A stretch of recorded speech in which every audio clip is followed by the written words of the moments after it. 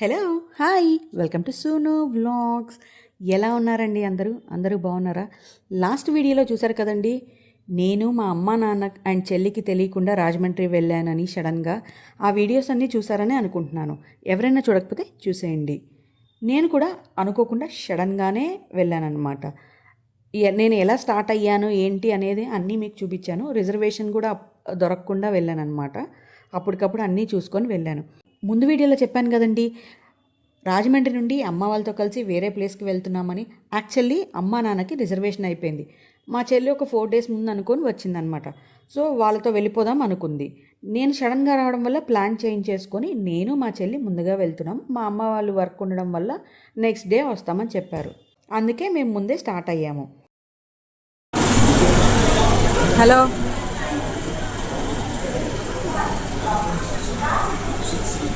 ఇక్కడ coach positions చూసి అటువైపు ఉంటే నీకు కాల్ చేసి చెప్తాను వచ్చేయని మా చెల్లికి చెప్పి వెళ్ళానండి. కానీ అక్కడ చూస్తే ఏం అర్థం కాలేదు, అంత కన్ఫ్యూజన్గా ఉందని మళ్ళీ వచ్చేసాను.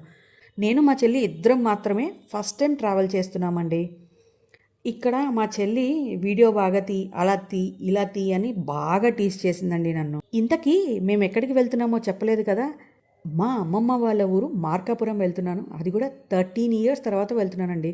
మా అమ్మ వాళ్ళు మా చెల్లి అందరూ వెళ్ళారు, కానీ నేను మాత్రం 13 years తర్వాత వెళ్తున్నాను. అది కూడా మా మామయ్య వాళ్ళ పాప ఫంక్షన్ కోసం. ఇప్పుడు వెళ్ళకపోతే మళ్ళీ ఎప్పుడు వెళ్తానో తెలీదు. అందుకే అన్నీ సడన్గా ప్లాన్ చేసుకొని రిజర్వేషన్స్ కూడా ఏం లేకపోయినా వచ్చేసాను. రాజమండ్రి నుండి కూడా అప్పటికప్పుడు బుక్ చేసుకొని వెళ్ళామన్నమాట.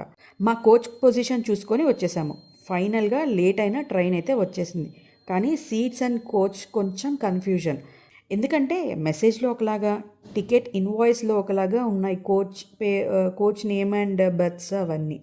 బట్ ఒకటే ఏసీ కోచ్ ఉంది, అది కూడా చైర్ కార్ అని మాకు తెలుసు. కానీ ఇక్కడ చైర్ కార్ లేదు, నార్మల్ బెర్త్స్ ఉన్నాయి. సో ట్రైన్ ఎక్కి టీసీని అడుగుదామని ఎక్కేసాము. టీసీ అయితే మా ప్లేసెస్ ఎక్కడో మాకు చూపించేశారు. ఈ road come railway bridge Vijayawada వైపు వెళ్తున్నప్పుడు మాత్రమే వస్తుందండి. నేను ఒరిస్సా నుంచి వచ్చేటప్పుడు కనపడదు, అందుకే ఇక్కడ క్యాప్చర్ చేస్తున్నాను. చూడ్డానికి చాలా బాగుంటుంది రోడ్ కమ్ రైల్వే బ్రిడ్జ్. మేము చైర్ కార్ అనుకొని ఎక్కాము, కానీ ఇక్కడ బెడ్స్ ఉన్నాయి కదా, అయినా సరే పడుకోవడానికి అవ్వలేదు. ఫుల్ రష్గా ఉంది అండ్ నాకు అస్సలు నిద్ర లేదు. మా ప్లేస్లో వేరే వాళ్ళు వచ్చి కూర్చున్నారు, చెప్పినా వినలేదు. సర్లే పెద్దవాళ్ళు కదా అని చెప్పి చేసేదేం లేక సైలెంట్గా కూర్చొని గేమ్స్ ఆడుకున్నాము. కొంచెం సేపు అయ్యాక ఒక సైడ్ అప్పర్ బెర్త్ ఖాళీగా ఉంటే సరే లంచ్ చేద్దాం కదా అని పైకెక్కి కూర్చున్నాము ఇద్దరము. మాకు ఇష్టం కదా అని మా అమ్మ ఎగ్ ఫ్రైడ్ రైస్ చేసి ఇచ్చారు అనమాట. తినేసి పడుకుందాం అనుకున్నాం. మా చెల్లి హ్యాపీగా సెటిల్ అయి పడుకుందండి.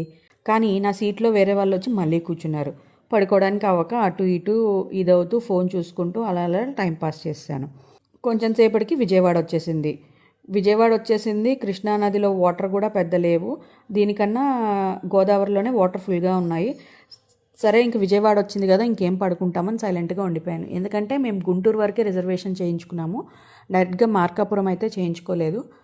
గుంటూరు నుంచి మార్కాపురం మళ్ళీ ట్రైన్ మారాలన్నమాట. అక్కడి నుంచి జర్నీ ఎలా జరిగింది అనేది నెక్స్ట్ వీడియోలో చూపిస్తాను. ఈ వీడియో కనుక మీకు నచ్చినట్లయితే లైక్ చేయండి, షేర్ చేయండి, సబ్స్క్రైబ్ చేసుకోండి. అలాగే పక్కనున్న బెల్ ఐకాన్ని టంగ్ అని కొట్టండి, నా నోటిఫికేషన్స్ అన్ని మీ వరకు వచ్చేస్తాయి.